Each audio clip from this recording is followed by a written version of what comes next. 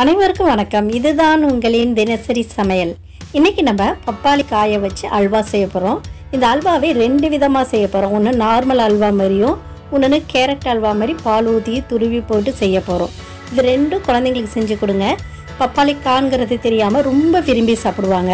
இந்த அல்வா எப்படி செய்கிறதுங்கிறது இப்போ பார்க்கலாம் வாங்க.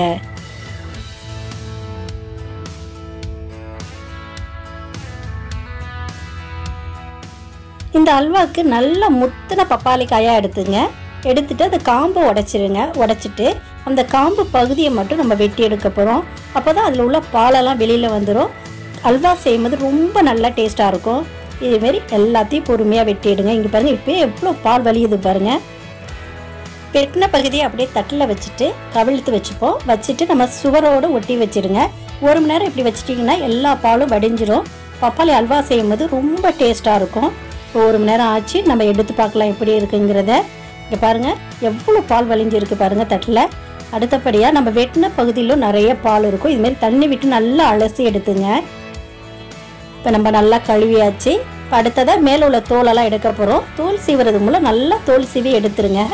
எல்லா தோலையும் சீவி எடுத்த பிறகு திரும்ப இதை நம்ம கழுவணும். மீதம் உள்ள பாலெல்லாம் தோல் சீவும் போது வெளியில் வரும்.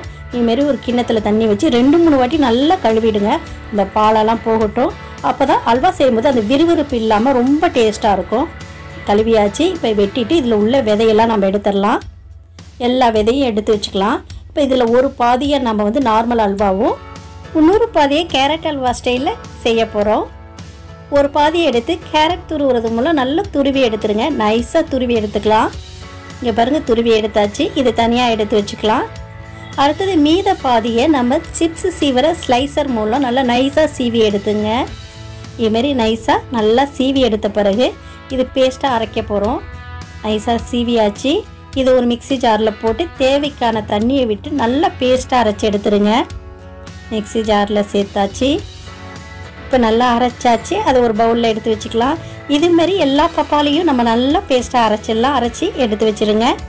இப்போ இந்த பப்பாளி அரைச்சதுக்கு நான் 20 கிராம் முந்திரி எடுத்திருக்கேன், 50 ml நெய் எடுத்திருக்கேன், 200 கிராம் ஜீனி எடுத்திருக்கேன். இப்போ ஃபஸ்ட்டு நம்ம கேரமல் செய்ய போகிறோம். அந்த கேரமலுக்கு மீடியம் ஃப்ளேமில் அடுப்பை பற்ற வச்சு ஒரு எண்ணெய் சட்டி போட்டுங்க. இப்போ எண்ணெய் சட்டி சூடானோன்னு 1 டேபிள் ஸ்பூன் ஜீனியை போட்டு அப்படியே வதக்கி விடுங்க. நல்லா நிறம் மாறட்டும். இந்த கலர் நல்லா மாறின பிறகு நம்ம இது அல்வாவில் சேர்க்க போகிறோம். இன்றைக்கி அல்வாவுக்கு வேறு எந்த கலரும் சேர்க்க போகிறதில்ல. இந்த கேரமல் கலர் தான் நம்ம சேர்க்க போகிறோம். அது ரொம்ப நல்ல டேஸ்ட்டு கொடுக்கும். இப்போ அடுப்பை நிறுத்திடுங்க. கலர் வந்துருச்சு. 5 டேபிள் ஸ்பூன் தண்ணி விட்டுட்டு அடுப்பை நிறுத்திட்டு கிளறி விட்டு அப்படியே ஆற விட்டுருங்க. நம்மளுடைய கேரமல் சிரப்பு ரெடி ஆகிடும். இப்போ அடுத்ததாக மீடியம் ஃப்ளேமில் அடுப்பை பற்ற வச்சு ஒரு எண்ணெய் சட்டி போட்டுக்கலாம். அந்த எண்ணெய் சட்டியில் 4 டேபிள் ஸ்பூன் நெய் விட்டுங்க. நெய் நல்லா உருகின பிறகு அதில் நம்ம முந்திரியை போட்டு நல்லா வறுத்துக்கலாம். முந்திரி நல்லா நிறம் மாறட்டும். அது வரைக்கும் வறுத்து எடுக்கலாம். நிறம் மாறிடுச்சு. இப்போ எடுத்து வச்சுடுங்க. இதே நெய்யில் நம்ம அரைச்ச பப்பாளி விழுதை சேர்க்க போகிறோம். பப்பாளி விழுதை சேர்த்துட்டு இந்த பப்பாளி விழுதை நல்லா கிளறி விடுங்க.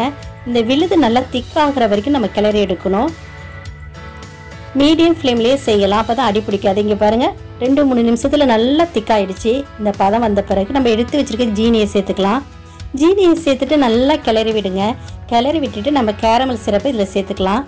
சேர்த்திங்கன்னா நல்லா கலர் மாறும். இந்த அல்வாவுக்கு நம்ம ஏலக்காய் போடல, நம்ம கலர் பவுடர் கலக்கலை. இந்த கேரமலே அதுக்குள்ளே டேஸ்ட்டையும் ஃப்ளேவரையும் கொடுக்கும். இது ஜீனியோட கலந்து இங்கே பாருங்கள் எப்படி ஒரு நல்ல நிறம் மாறி இருக்குன்னு. இன்னும் 1 டேபிள் ஸ்பூன் நெய் விட்டுட்டு நல்லா கலந்து விடுங்க. நல்லா திக்காகணும். எண்ணெய் சட்டியிலேருந்து ஒட்டாமல் வரணும். அதான் பதம் பார்த்துங்க. இங்கே பாருங்கள், எண்ணெய் சட்டியிலேருந்து ஒட்டாமல் வந்துட்டுருக்கு. இப்போ திரும்ப நம்ம 1 டேபிள் ஸ்பூன் நெய் விட்டுட்டு நம்ம பொரிச்ச முந்திரியையும் சேர்த்துக்க போகிறோம். நெய் விட்டாச்சு. முந்திரியை சேர்த்து நல்லா கிளறி விடுங்க. கிளறி விட்டுட்டு நல்லா திக்காகி ஒரு பக்கம் முருகி வரணும். அதான் அல்வாவோட பதம். அந்த பதம் எப்படிங்கிறத நான் காட்டுறேன். திரும்ப 1 டேபிள் ஸ்பூன் நெய் விட்டு நல்லா கிளறி விடுவோம். நம்மளுடைய அல்வா ரெடி ஆகிடுச்சு. இப்போ பாருங்கள், இது திருப்பி விட்டோம்னா அல்வா நல்லா முருகி இருக்கிறது தெரியும். இதுதான் சரியான பதம். இந்த ஸ்டேஜ் வந்தோன்னே அடுப்பை நிறுத்திட்டு இது சர்வ் பண்ணுறதுக்காக பவுலில் மாற்றிடலாம். இன்றைக்கி நம்ம பப்பாளி காயை வச்சு ரொம்ப டேஸ்ட்டான அல்வா செஞ்சிட்டோம். இது குழந்தைங்களுக்கு கொடுத்தீங்கன்னா கண்டிப்பாக அல்வா பப்பாளி காயில் செஞ்சதுங்கிறது அவங்களுக்கு தெரியவே தெரியாது. விரும்பி சாப்பிடுவாங்க. ஹெல்த்தியான அல்வா ரெடி ஆகிடுச்சு.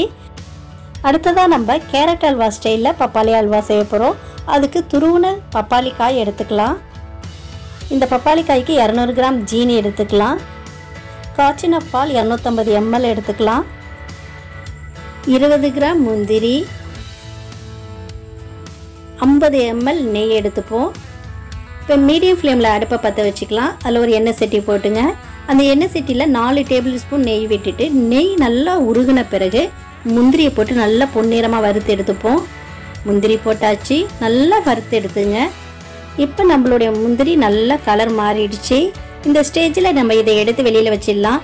இதே நெய்யில் நம்ம துருவி வச்சுருக்க பப்பாளியை சேர்த்து நல்லா வதக்கிங்க. இப்போ பப்பாளி காயும் நெய்யும் ஒன்றோடு ஒன்று மிக்ஸ் ஆனால் மட்டும் போதும். நல்லா கிளறி விடுங்க. நல்லா கிளறி விட்டுட்டு இதில் நம்ம எடுத்து வச்சுருக்க பாலை சேர்த்துக்கலாம்.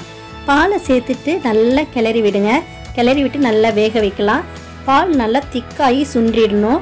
அப்போ தான் ஜீனி சேர்க்கும் போது தண்ணி இல்லாமல் நல்ல பதம் வரும். பாருங்கள், நல்லா திக்காயிடுச்சு. இதுதான் சரியான பதம். இந்த ஸ்டேஜில் நம்ம ஜீனி சேர்த்துக்கலாம். ஜீனி சேர்த்துட்டு கிளறி விட்டுட்டு நம்ம ரெடி பண்ணி வச்சுருக்க கேரமல்லையும் இதில் ஊற்ற போகிறோம். நல்லா கிளறி விடுங்க. கிளறி விட்டு நம்ம கேரமலை இதில் கொஞ்சமாக சேர்த்துட்டு நல்லா கிளறி விடலாம். அப்போ தான் கலர் கிடைக்கும். நல்லா கிளறி விடுங்க. இங்கே பாருங்கள், கலர் மாறிட்டே இருக்குது பாருங்கள். ஜீனி உருகி இதோட கலக்கும் போது ரொம்ப நல்ல கலர் கிடைக்கும். நல்லா திக்காகட்டும், அது வரைக்கும் நம்ம கிளறி விடுவோம்.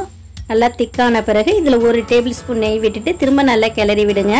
இது எண்ணெய் சட்டியோட ஒட்டாமல் வரணும். அந்த ஸ்டேஜ் வரைக்கும் நம்ம கொஞ்சம் கொஞ்சமாக நெய் சேர்த்து கிளறி விட்டுக்கிட்டே இருக்கணும். இங்கே பாருங்கள், பதம் வந்துடுச்சு. திரும்ப 1 டேபிள் ஸ்பூன் நெய் விட்டுட்டு நல்லா கிளறி விடுங்க. நல்லா கிளறி விட்டுட்டு நம்ம பொரிச்சு வச்சுருக்க முந்திரியை இதில் சேர்த்துக்கலாம். சேர்த்துட்டு நல்லா கிளறி விடுங்க. நம்ம முன்னாடி செஞ்ச அல்வா மாதிரியே ஒரு பக்கம் நல்லா முருகி வரணும். அதான் சரியான பதம். இங்கே பாருங்கள், பதம் வந்துடுச்சு. இவ்வளோ நல்லா முருகி வருது பாருங்கள். இந்த ஸ்டேஜில் நம்ம அடுப்பை நிறுத்திட்டு இதை சர்வ் பண்ணுறதுக்காக பிளேட்டில் மாற்றிடலாம். நம்மளுடைய கேரட் அல்வா மாதிரியான பப்பாளி அல்வா ரெடி ஆகிடுச்சு. ரொம்ப டேஸ்ட்டு நல்லா இருக்குங்க. அந்த டேஸ்ட்டு வந்து பப்பாளி அல்வாங்கிறது யாராலையும் சொல்ல முடியாது. அப்படி ஒரு டேஸ்ட் குழந்தைங்களுக்கு செஞ்சு கொடுங்க. இன்றைக்கி 2 டைப்பில் நம்ம பப்பாளி காயை வச்சு அல்வா செஞ்சுருக்கோம். ரெண்டுமே உங்கள் வீட்டில் ட்ரை பண்ணி பாருங்கள். எப்படி இருக்குங்கிறத எனக்கு கமெண்ட் பண்ணுங்கள். உங்கள் குழந்தைங்களுக்கு ஹெல்த்தியான ஸ்வீட் ஒன்று செஞ்சு கொடுங்க.